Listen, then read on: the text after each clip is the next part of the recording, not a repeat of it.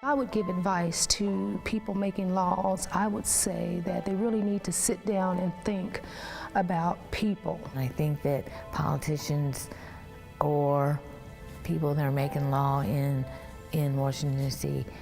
sometimes get blinded by what the paper's saying instead of what a human being's going through. Here's what people really want and need, and not just in cancer care, but in healthcare in general.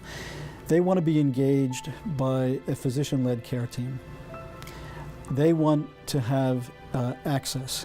They want education. They want understanding. They want to be involved in the decision-making. Patients actually care about things like, are their symptoms being evaluated? Are they getting actually back to work, or is the chemotherapy and the management of symptoms actually requiring that they take time away from work and other social activities? That kind of measurement, how much time are you actually laid up, is also very important. We should have the voice on what it's like to go through cancer and to lose your financial stability because of it. Who better to give that perspective? Not people who are looking at it from the outside in, but people who are actually in the cauldron and trying to make sense of it. I mean, that's where the insights come from, not from people who think they know what it's like, but people who actually live it. Our leaders need to really listen to people. They need to really get out of their shell and get out of their offices and have a dialogue with patients, with survivors, with their families. I think if we change our focus more towards what a patient needs overall, we can kind of develop a policy that would really benefit everybody. The reason why people think it's so chaotic right now, you have physicians that are burdened because of lack of standardization of process and lack of data because of unstandard processes. And then you have patients who are burdened with high out-of-pocket expenses. So both sides are suffering. And one of the big challenges has been to get quality metrics that everyone agrees are meaningful. In cancer, we can't wait for 5 years to find out, compare overall survival rates.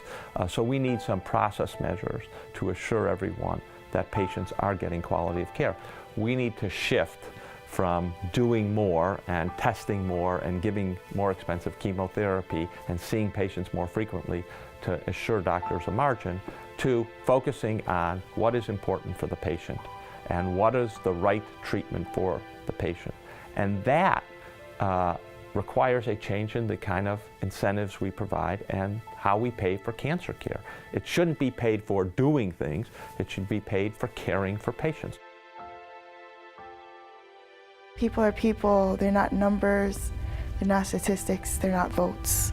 We're all human beings. Listen to cancer patients, find out their needs. I'd be happy to sit across from anyone, no matter what side of the political spectrum they were on, and have the conversation of whether or not they think my life was worth saving. Cancer is really winning this war.